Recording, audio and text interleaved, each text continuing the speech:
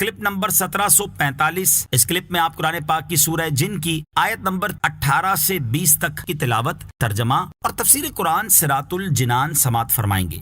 بسم اللہ الرحمن الرحیم۔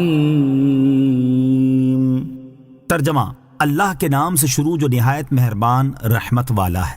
وَأَنَّ الْمَسَاجِدَ لِلَّهِ فَلَا تَدْعُوا مَعَ اللَّهِ أَحَدًا۔ ترجمہ: اور یہ کہ مسجدیں اللہ ہی کی ہیں تو اللہ کے ساتھ کسی کی عبادت نہ کرو۔ وَأَنَّ الْمَسَاجِدَ لِلَّهِ، اور یہ کہ مسجدیں اللہ ہی کی ہیں، یعنی میری طرف وحی کی گئی ہے کہ جو مکان بطور خاص نماز ادا کرنے اور اللہ تعالیٰ کے ذکر کے لیے بنائے گئے ہیں ان کا مالک اللہ تعالیٰ ہی ہے۔ لہٰذا اے مسلمانوں، جب تم ان مسجدوں میں جاؤ تو اللہ تعالیٰ کے ساتھ کسی اور کی عبادت نہ کرو، جیسا کہ یہودیوں اور عیسائیوں کا طریقہ تھا کہ وہ اپنے گرجاؤں اور عبادت خانوں میں شرک کرتے تھے۔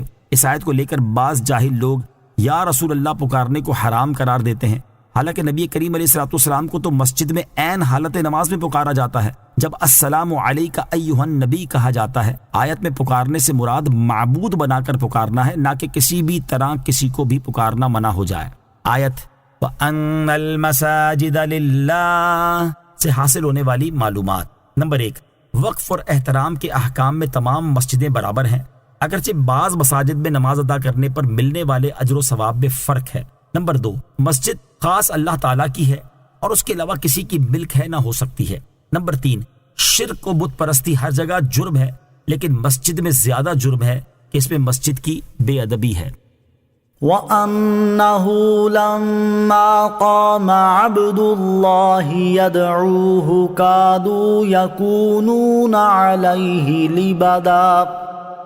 ترجمہ: اور یہ کہ جب اللہ کا بندہ اس کی عبادت کرنے کھڑا ہوا تو قریب تھا کہ وہ جن اس پر ہجوم کر دیتے۔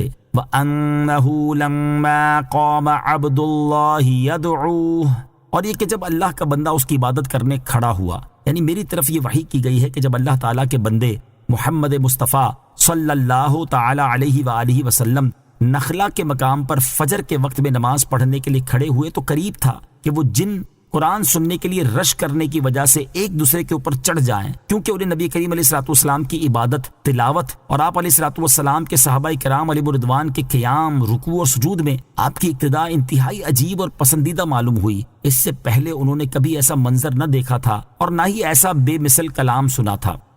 قُلْ إِنَّمَا أَدْعُو رَبِّي وَلَا أُشْرِكُ بِهِ أَحَدًا۔ ترجمہ: تم فرماؤ میں تو اپنے رب ہی کی عبادت کرتا ہوں اور کسی کو اس کا شریک نہیں ٹھہراتا۔